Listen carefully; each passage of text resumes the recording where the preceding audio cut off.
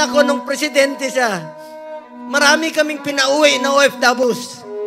Sa totoo lang, ako mismo.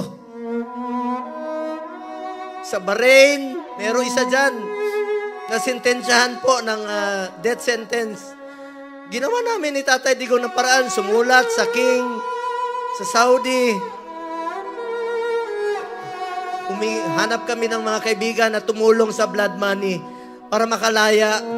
So, ibig sabihin, Pilipino yan, gusto natin makabalik dito. Gagawin natin ang lahat ng paraan.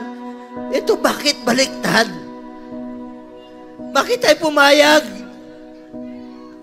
Bakit sila pumayag na ang taong nagmahal sa atin? Minahal tayo, pinaglingkuran tayo. Sa totoo lang, ayaw naman yan tumakbo eh. Dahil sa inyo, ginawa niya po yun. Ito bang kabayaran sa ginawa niyang pagsasakripisyo, pagmamahal at paglilingkod para sa bayan?